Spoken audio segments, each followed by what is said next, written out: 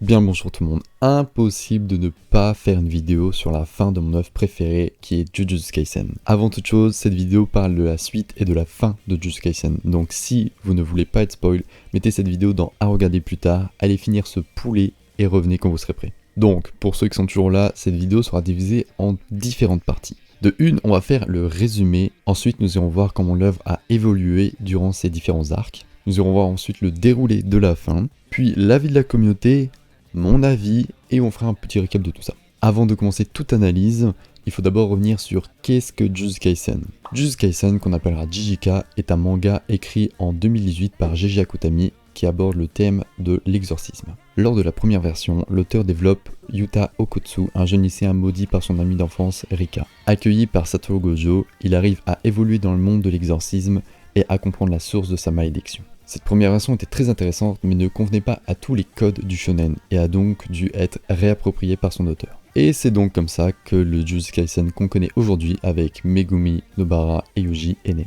Seulement l'histoire de Yuta et de ses camarades ne s'arrêtera pas là puisque nous les retrouvons dans la même école que nos protagonistes. À part Yuta qui est parti avec un certain Miguel en Afrique. Le personnage de Yuji est donc similaire à celui de Yuta sur certains points. Les deux se sont retrouvés maudits sans le vouloir et avaient en eux une puissance trop importante. Notre héros Yuji va à son tour, comme Yuta, progresser dans le monde de l'exorcisme grâce à ses camarades et à son professeur Gojo. Donc au début, du chapitre 0 au chapitre 63, l'œuvre va respecter les codes classiques du shonen, c'est-à-dire un jeune adolescent trop faible et dépassé par les événements qui va devoir évoluer et devenir plus fort pour protéger ceux qu'il aime. Ce résumé n'est pas tout à fait correct avec celui de Jujutsu Kaisen, mais résume vaguement la situation du début. C'est seulement après ce premier arc que Jujutsu Kaisen va radicalement changer de cap et va évoluer vers une idée bien plus sombre. Avant le grand drame de Shibuya, l'auteur va nous amener un magnifique flashback qui va mettre en lumière l'ancienne relation de Satoru et Geto, ce qui va nous aider à comprendre les enjeux par la suite. Car, en effet, nous découvrons réellement l'univers sombre et sans pitié de G.G. Akutami pour son œuvre, avec des situations atroces et des personnages sans retenue. On peut prendre l'exemple de Sukuna sur Ryuji ou de Mahito contre Nobara. C'est aussi durant cet arc que l'histoire va réellement être mise en place avec ses antagonistes Kenjaku et Sukuna et leur plan de domination de l'exorcisme.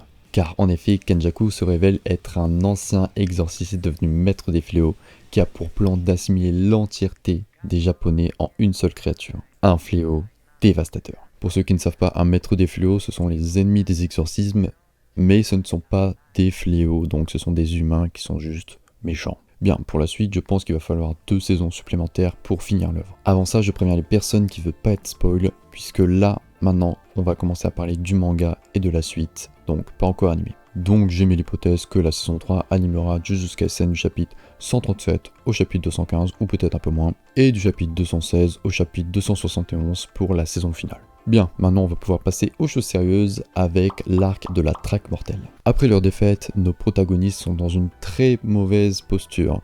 Ils ont perdu Gojo et ses protections, ils font face à de nombreuses pertes, comme par exemple avec Nobara, Todo ou Nanami, et font face à un jeu organisé par Kenjaku, la traque mortelle. Qu'est-ce que la traque mortelle de manière très simple? Donc, avant tout, c'est un événement organisé par Kenjaku avec de nombreuses personnes dans différentes zones du Japon. Des incarnés font leur grand retour un peu à la manière de Sukuna, donc ces zones sont extrêmement dangereuses. Il y a à peu près une dizaine de règles qui sont ajoutées par Kenjaku et qui peuvent être ajoutées par les autres joueurs. Donc une des règles qui est assez simple à comprendre, c'est par exemple un joueur qui n'a pas fait de points pendant une semaine mourra.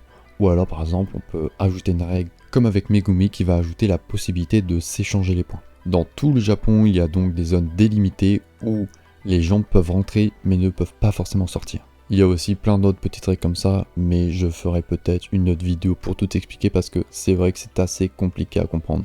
Tout ce qu'il faut retenir c'est que Kenjaku a fait un jeu pour avoir un maximum d'énergie occulte, pour pouvoir assimiler toutes les personnes avec Tengen et donc créer son fléau ultime.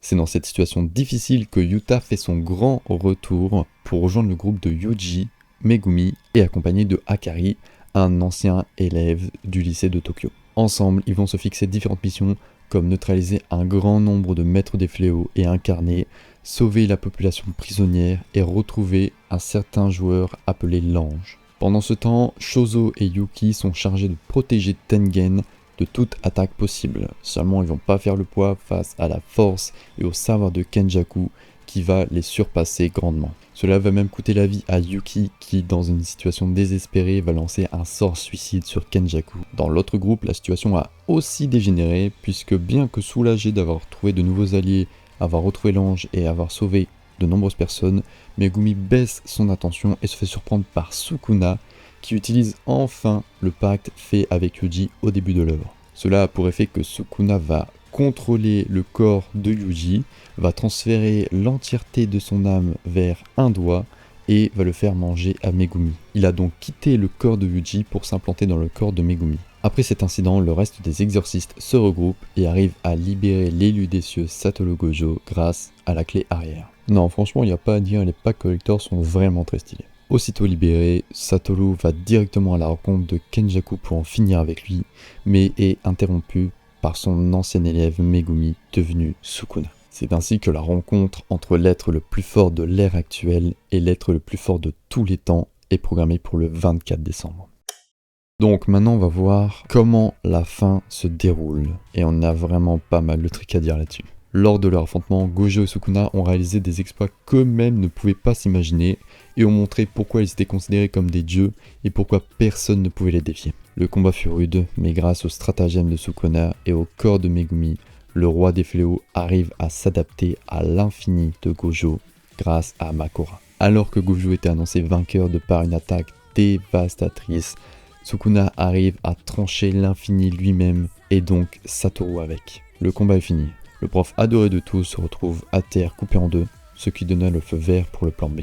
Car en effet, resté à l'arrière, le reste des exorcistes observent le combat et sont prêts à reprendre là où Satoru pourrait s'arrêter et combattre Sukuna sans lui laisser aucune pause. Après donc la mort de Gojo, ceux qui sont aptes à se battre rejoignent le combat au fur et à mesure tout en appliquant certains plans élaborés auparavant. Après plus d'une trentaine de chapitres de combat, de nombreuses pertes, de nombreuses évolutions et beaucoup de changements de situation, une annonce de l'auteur vient bouleverser tous les lecteurs. Le manga prendra fin dans 5 chapitres. Cette annonce vient détruire toutes les théories possibles sur la suite et sur la fin de l'œuvre, puisqu'il semble totalement impossible de clore l'histoire et tous ces mystères en si peu de chapitres. J'en reparlerai tout à l'heure avec mon avis. Puis la fin montrant la nouvelle génération en action et apte à poursuivre la lutte contre les fléaux. Maintenant, on va donc passer à l'avis de la communauté. Il y a différents avis dans la communauté, mais c'est la déception qui revient le plus souvent. Une idée de fin bâclée non respectée où il manque énormément de réponses. Les antagonistes sont effacés beaucoup trop facilement, surtout Kenjaku qui devait faire son grand retour, mais qui n'est même pas réapparu. À part à la toute fin, mais c'est pas important. Gojo n'a même pas fait son comeback comme espéré, et certains personnages s'en sortent indemnes alors qu'ils étaient considérés comme morts. De nombreuses théories sont alors créées, telles que des problèmes de santé, ou des problèmes avec l'éditeur, mais GG Akutami ne va pas se prononcer là-dessus et va juste nous laisser un message de remerciement pour ces 6 dernières années. J'ai même vu que certaines personnes sont en train de réécrire la fin de Jujutsu Kaisen par mécontentement. Et au contraire, certaines personnes sont satisfaites et préfèrent se concentrer sur la globalité de l'œuvre plutôt que sur la fin. Pour certains influenceurs, l'auteur aurait pu quand même développer certains aspects de son manga, tels que les flashbacks ou certains plans. On peut prendre l'exemple avec le plan d'assimilation de Kenjaku. Ce plan était très intéressant et tout le monde pensait qu'il allait aboutir, ce qui allait donner beaucoup de fil à retordre pour nos protagonistes après leur combat avec Sukuna. Seulement, ce plan a totalement été zappé par l'histoire et par les personnages. On va juste nous en reparler très vite fait quand Sukuna va sortir du corps de Megumi, et puis c'est tout. Donc, pour résumer la vidéo communauté, certains sont satisfaits d'avoir une fin belle et paisible, mais la grande majorité des personnes regrettent de ne pas avoir eu plus d'explications sur certains personnages ou sur certaines scènes. Donc, pour donner mon avis, pour moi cette fin mériterait d'être revue sur certains points. Il y a d'abord énormément de questions sans réponse. Qu'est devenu Kenjaku après son combat contre Yuta? À quoi la créature du plan aurait-elle pu ressembler? Quel est le flashback de Sukuna? Mais également comment était l'ère Heian avec un grand nombre de puissants exorcismes contre le grand Sukuna? Qu'est-ce que le terme d'amour pour Sukuna? De nombreuses fois, certains personnages évoquent l'amour que Sukuna devrait connaître. Quelle est l'extension de territoire de Yuji? le nom, les effets, etc.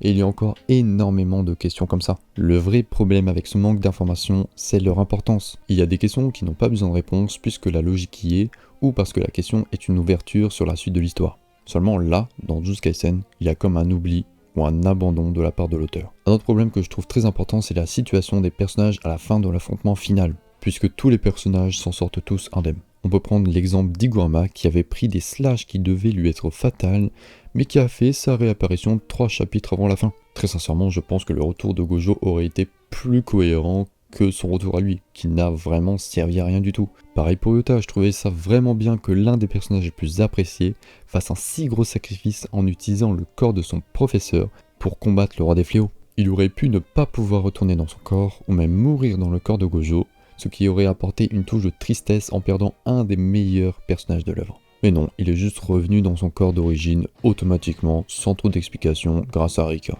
Dans mon idée, en tant que simple lecteur, un dernier arc serait vraiment le bienvenu. Un arc où on verrait les flashbacks de Sukuna et de son ère, et où nos personnages doivent, bien qu'épuisés, s'occuper de l'ultime créateur de Kenjaku, qui aurait été libéré par Sukuna lors d'une dernière action pour maudire une dernière fois cette génération pénible. En ayant gardé quelques morts comme Iguruma ou Yuta, il y aurait donc que quelques personnages pour s'occuper de ce dernier fléau, et là on aurait eu vraiment une fin très intéressante, voire même une potentielle défaite pour les exorcistes. Bien que la fin relève de nombreux problèmes, j'aimerais quand même dire que j'ai surkiffé l'arc final. Le combat Gojo-Sukuna était à la hauteur de mes attentes, la mort de Gojo était bien amenée, le combat et la mise en scène en œuvre de certains plans étaient vraiment clean, et les personnages ont tous joué un rôle très important. Le retour de Yuta et Nobara est bien amené et ramène une importance capitale pour le combat final. Les dessins de Gege Akutami ont été vraiment très impressionnants, mention spéciale pour la forme originelle de Sukuna, sa corpulence est tout juste parfaite pour le monde de l'occulte. 2 bouches pour avoir suffisamment d'air tout en formulant des sorts et 4 bras pour se battre tout en utilisant des techniques particulières. Le fait d'optimiser jusqu'au corps de Sukuna montre à quel point il est fort et inatteignable. Donc maintenant on va passer au petit récap. Pour récapituler, nous avons donc une fin un peu décevante pour certains et un grand nombre de questions laissées sans réponse. Cependant, le manga Jujutsu Kaisen reste dans sa globalité pour moi une œuvre totalement exceptionnelle, remplie de mystère, de colère, de tristesse et de puissance. Pour les personnes qui sont un peu fâchées avec la fin, je vous conseille de faire comme moi, relire l'arc final. C'est-à-dire donc du chapitre 221 au chapitre 271. Personnellement, ça m'a fait revivre quelques moments totalement mémorables et ça m'a donné un deuxième regard sur cette fin. Et il ne faut pas oublier que oui, il y a beaucoup de questions sans réponse, mais qu'on a vraiment bien été servi durant tout l'œuvre de Jujutsu Kaisen. Donc moi je l'ai fait en one shot, j'ai lu 50 chapitres en une soirée, mais vous pouvez le faire ça pendant une semaine.